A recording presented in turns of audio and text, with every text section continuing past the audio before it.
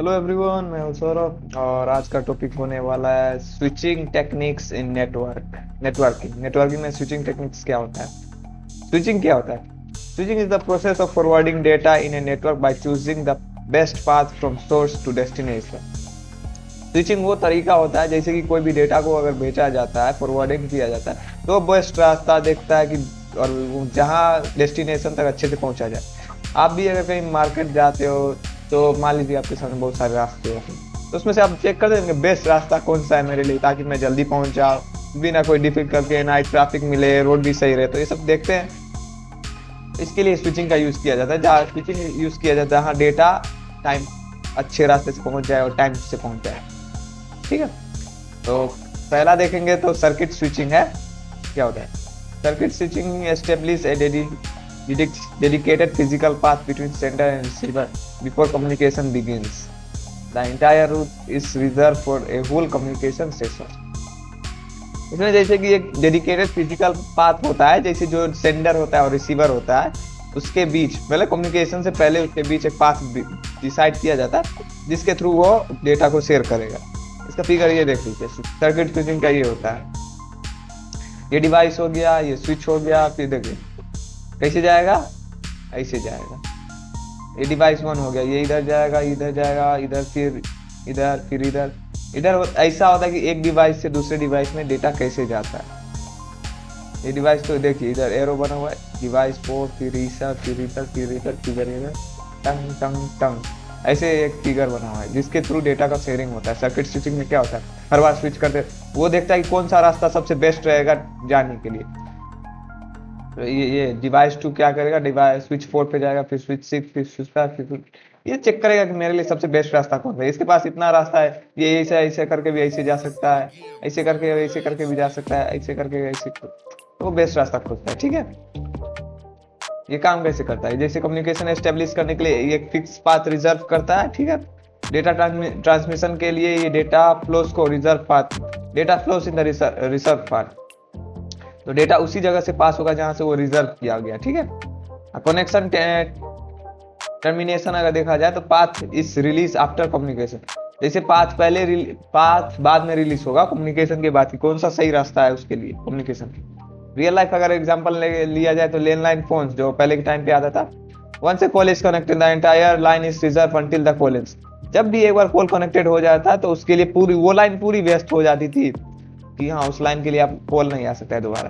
पहले one time ही call आता था कि हाँ कोई अगर कॉल कर लिया तो वन टाइम ही कॉल है, अगर उसमें बीच में कोई दूसरा आदमी कॉल लगाना चाहे तो वो कॉल नहीं लगता था क्योंकि वो वन टाइम पाथ में रिजर्व हो जाता था। इसका फीचर्स अगर देखा जाए तो इसमें फिक्स पाथ होता है थ्रू आउट द सेशन, जब तक कॉल चल रहा है तब तक उसका फिक्स पाथ रहेगा। ये डिलीवर्स डेटा इन ऑर्डर, ये डेटा को ऑर्डर में डिलीवर करता है और इसका कांस्टेंट डेटा रेट रहता है। ठीक है, इसके एडवांटेज देखा जाए तो ये रिलेबल एंड स्टेबल कनेक्शन होता है। इसमें डेटा लॉस नहीं होता है क्योंकि एक बार कम्युनिकेशन कनेक्शन सेट हो जाए तो फिर डेटा का लॉस नहीं होता। लेकिन इसमें क्या है डिसएडवांटेज में अगर देखा जाए तो wasted resource if no data is send, अगर इसमें डेटा सेंड नहीं किया जाता तो इसका रिसोर्स वेस्ट हो जाएगा। और इसमें क्या है, takes time to establish the communication, इसमें जैसे कि कनेक्शन बनाने के लिए टाइम लगता है। दूसरा है message switching. Message switching stores the entire message at intimate devices and then it forwards it the next device. Like store and forward. अब मैसेज स्विचिंग में क्या होता है कि जितना सारा डेटा होता है पहले कलेक्ट किया जाता है एक बार में और फिर उस डेटा को जो रिसीवर है उसके पास भेज दिया जाता है। जैसे ये डायरेक्ट नहीं जाता, पहले डेटा को स्टोर करता है फिर जाता है। ठीक है, इसका ये देखो टर्मिनल 1 में जैसे डेटा हो गया, इधर सेव हुआ, फिर इधर जाएगा, फिर इधर, फिर इधर, फिर इधर। इसका ये रहा मैसेज स्विचिंग का, पहले डेटा सेव करेगा, फिर सेंड करेगा, फिर रिसीवर के पास रिसीव होगा। ये काम कैसे करता है? Sender send the complete message, sender क्या करता है, पूरा कंप्लीट मैसेज सेंड करेगा। Each router store its in memory, in memory में स्टोर करेगा।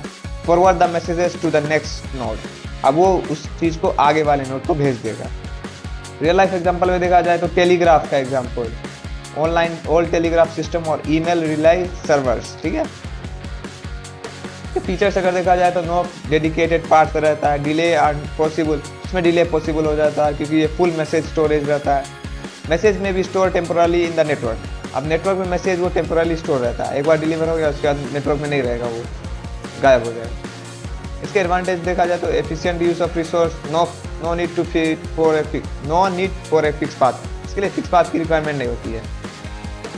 डिसएडवांटेज अगर देखा जाए तो ये highly delay for large message, अगर कोई बड़ा मैसेज है तो उसके बहुत ज़्यादा डिले होगा, और इसके लिए लार्ज स्टोरेज रिक्वायर होता है राउटर्स के लिए, क्योंकि डेटा अगर भेजना है तो उसके लिए बड़ा बड़ा राउटर्स का रिक्वायरमेंट होती है। तीसरा है packet switching. In packet switching the message is divided into small packets. इसमें क्या होता है, जो मैसेज होता है वो छोटे छोटे पैकेट में बढ़ जाते हैं, ठीक है, और एक एक पैकेट इंडिपेंडेंटली जाता है, मतलब एक के बाद एक जाते रहता है। जैसे ये पैकेट बना देता है और एक पैकेट के फॉर्म में डेटा को बना देता है, और वो डेटा मतलब पैकेट जो इंडिपेंडेंटली एक एक करके जाता है, 1 by 1।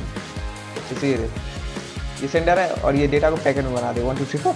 अब ये डेटा इसके पास ही जाएगा, ठीक है, रिसीवर के पास, लेकिन सब डेटा अलग अलग रास्ते से जाएंगे। एक कोई इधर से चला गया, कोई इधर से, कोई इधर से, कोई इधर से, सब अलग अलग रास्ते से जाएगा, लेकिन पहुंचेगा एक ही जगह पे 1 2 3 4। Message is broken into packets. Message को पैकेट में ब्रोकन किया जाता है।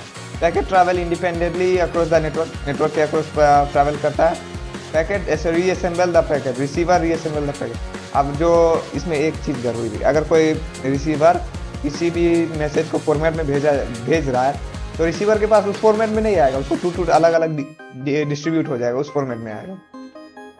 रियल लाइफ एग्जांपल देखा जाए तो इंटरनेट, व्हाट्सएप, ईमेल, ब्राउजर, ये फीचर्स अगर इसके देखा जाए तो ये पैकेट्स में अराइव आउट ऑफ ऑर्डर में अराइव हो सकता है।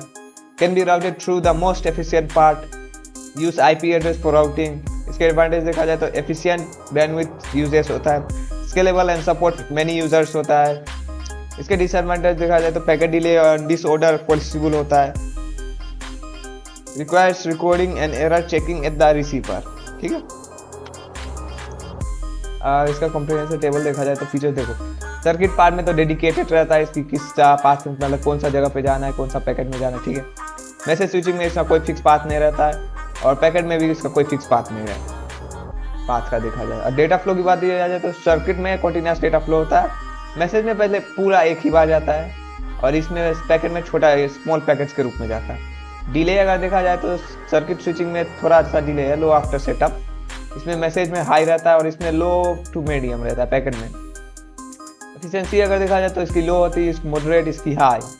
यूजिंग देखा जाए तो ये ओल्ड टेलीफोन में होता था, ये टेलीग्राफ ईमेल्स में होता था, ये इंटरनेट वीओआईपी में होता है, ठीक है।